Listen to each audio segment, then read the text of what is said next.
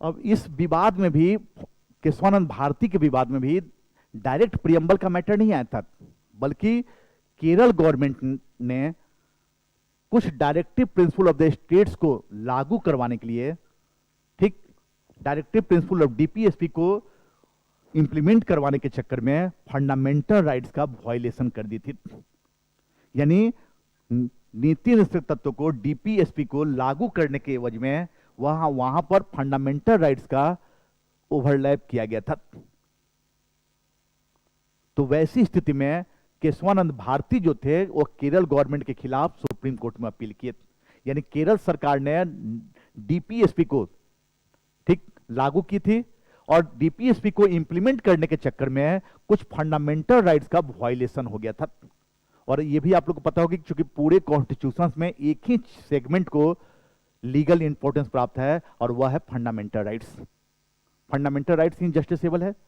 तो वैसी स्थिति में जब केरल गवर्नमेंट ने डीपीएसपी को इंप्लीमेंट करने के में फंडामेंटल राइट्स का ओवरलूप किया, तो वैसी स्थिति में केशवानंद भारती जो थे केरल गवर्नमेंट के डिसीजन के खिलाफ सुप्रीम कोर्ट में गए। तब वहां पर जाकर प्रियम्बल का भी मैटर उठा, और फिर सुप्रीम कोर्ट ने अपने प्रीवियस डिसीजन का रिव्यू किया। प्रीवियस डिसीजन किसका? बेरुवारी। और फिर यहां पर कहा कि नहीं, प्रियम्बल जो है वह हमारे कॉन्स्टिट्यूशन का इंटीग्रल पार्ट है। यानी कि उन्होंने अब मॉडरेट वालों का फेवर किया और माना कि प्रस्तावना जो है हमारे संविधान का अंग है। क्लियर? अब जब यहां पर उन्होंने पार्ट मान लिया, तो दूसरा चीज उन्होंने कहा, इसमें भी 3 डिसीजन थे। दूसरा डिसीजन क्या था? हाँ, दूसरा चीज ये डिसीजन था। अब यहां पर सुप्रीम कोर्ट के सामने एक क्वेश्चन आया कि आखिर कॉन्स्टिट्यूशन में अमेंडमेंट करने का राइट किसके पास है? कॉन्स्टिट्यूशन में अमेंडमेंट करने का राइट्स जो है वह किसके पास है? ठीक, तो शुरू से ही यह मुद्दा रहा है।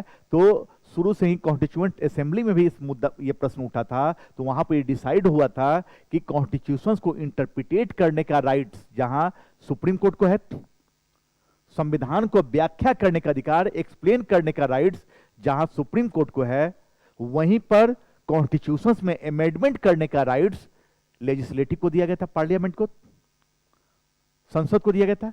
अब यहां पर ये क्वेश्चन यहां पर उठ रहा है कि आखिर पार्लियामेंट को कॉन्स्टिट्यूशन में अमेंडमेंट करने का राइट है, तो यह राइट कहां तक है?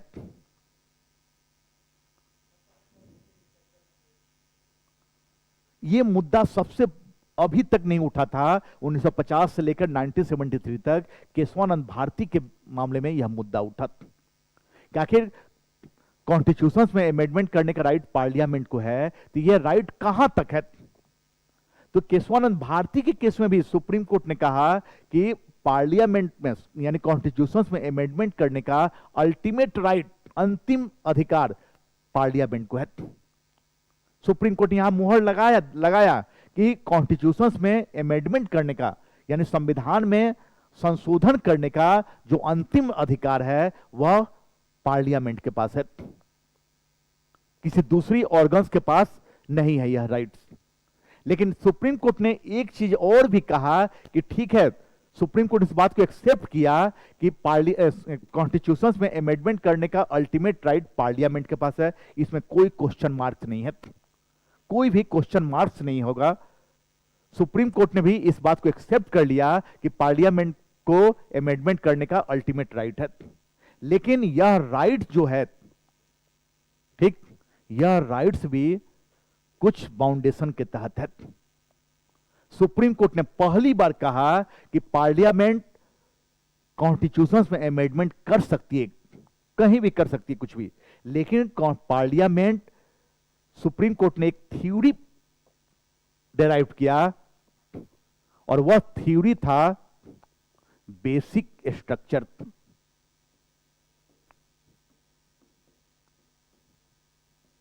यानी मूल ढांचा।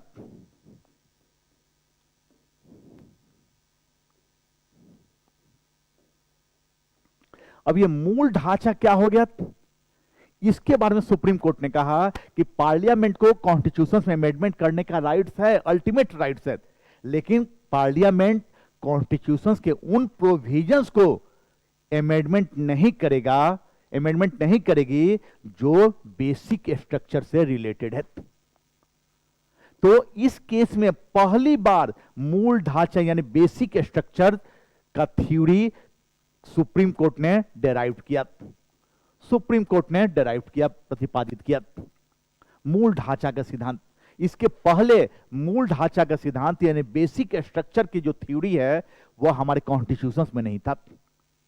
हमारे बेसिक कॉन्स्टिट्यूशंस में कहीं भी बेसिक स्ट्रक्चर शब्द का वर्णन नहीं किया गया है। बेसिक स्ट्रक्चर्स, मूल ढांचा शब्द का कहीं भी वर्णन नहीं किया गया है। यह पहली बार केशवानंद भारती के केस में बेसिक स्ट्रक्चर की प्रिंसिपल्स सुप्रीम कोर्ट ने डेराइव की, प्रतिपादित की। पहली बार 1950 से लेकर जब से संविधान लागू हुआ 1973 तक कहीं भी बेसिक स्ट्रक्चर की थ्योरी नहीं थी। पहली बार इस केस में, केशवानंद भारती के केस में, सुप्रीम कोर्ट ने बेसिक स्ट्रक्चर की थ्योरी को डेराइव किया। क्लियर? अब यहां पर ये सुप्रीम कोर्ट ने, अब देखिए कितना बड़ा कंट्रोवर्सी है यहां पर। एक तरफ सुप्रीम कोर्ट कह रही है, सुप्रीम कोर्ट के अनुसार यह है कि भाई कॉन्स्टिट्यूशंस में अमेंडमेंट करने का अल्टीमेट राइट पार्लियामेंट के पास है। पार्लियामेंट जो है वह कॉन्स्टिट्यूशंस के किसी भी प्रोविजंस में अमेंडमेंट कर सकती है। यानी उसके अल्टीमेट राइट को, किसकी अल्टीमेट राइट? पार्लियामेंट की। क्या चीज की राइट? कॉन्स्टिट्यूशंस में अमेंडमेंट करने की राइट। इस चीज को सुप्रीम कोर्ट ने भी एक्सेप्ट किया कि हमारे कॉन्स्टिट्यूशंस में अमेंडमेंट करने का अल्टीमेट राइट, अंतिम अधिकार सुप्रीम कोर्ट के पास है। लेकिन सुप्रीम कोर्ट ने दूसरी तरफ यह भी कहा कि नहीं, यह राइट्स जो है वह इनफाइनाइट्स नहीं है, असीमित नहीं है, बल्कि इस पर भी सुप्रीम कोर्ट ने एक तरह से वैन लगाते हुए कहा कि भाई बेसिक स्ट्रक्चर की फिलॉसफी डेराइव की कि संसद संशोधन कर सकती है लेकिन उन प्रोविजंस में संशोधन नहीं करेगी जो बेसिक स्ट्रक्चर से एसोसिएटेड है। यानी कॉन्स्टिट्यूशंस के उन प्रोविजंस में पार्लियामेंट संशोधन नहीं करेगी जो बेसिक स्ट्रक्चर से संबंधित है, जो हमारे कॉन्स्टिट्यूशन का बेसिक स्ट्रक्चर है। और बेसिक स्ट्रक्चर्स क्या है, इसको सुप्रीम कोर्ट ने इस केस में डेराइव नहीं किया, इस केस में नहीं बताया कि बेसिक स्ट्रक्चर है आखिर क्या। केवल सुप्रीम कोर्ट ने कहा कि भाई ठीक है, आप दौड़ो, आप परीक्षा में लिखते रहो, लेकिन कितने नंबर का पासिंग मार्क है ये हम नहीं बताएंगे। अब आप खूब राइटिंग बनाकर खूब मेहनत करके लिखते रहे, अब कितने नंबर का पासिंग मार्क है ये हम नहीं बताएंगे। तो आपके पढ़ने का, आपके एग्जाम देने का कोई मतलब होगा? नहीं होगा। यहां भी यही सुप्रीम कोर्ट ने कहा कि भाई ठीक है, आप बहुत अच्छा मेहनत करो, इस बार तुम आईएएस बन जाओगे, लेकिन क्वालिफिकेशन राउंड में कितने नंबर पर पास होना है यह नंबर अगर नहीं बताया जाए तो आप कैसे पास होगे? हम ये कहें कि नहीं बहुत मेहनती लड़का, इस बार तो आईएएस टॉपिंग करेगा, लेकिन बाकी कुछ एग्जामिनेशन में यूपीएससी ने कोई ये नहीं रखा, क्वालिफाइंग नंबर डिसाइड नहीं किया, तो कैसे आईएएस बनेगा? तो सुप्रीम कोर्ट ने भी यहीं पर यह चीज किया कि अल्टीमेट पावर एक्सेप्ट कर लिया पार्लियामेंट का, लेकिन उसके ऊपर एक बैन लगा दिया कि भाई आप संशोधन कीजिएगा लेकिन कॉन्स्टिट्यूशंस के उन प्रोविजंस में आप अमेंडमेंट नहीं करेंगे जो बेसिक स्ट्रक्चर से संबंधित है। और बेसिक स्ट्रक्चर्स क्या है इसको सुप्रीम कोर्ट ने नहीं बताया इस केस में। और इसको डेराइव करने का, बेसिक स्ट्रक्चर आखिर है क्या, इसको डिफाइन करने का भी राइट्स सुप्रीम कोर्ट ने अपने पास रखा।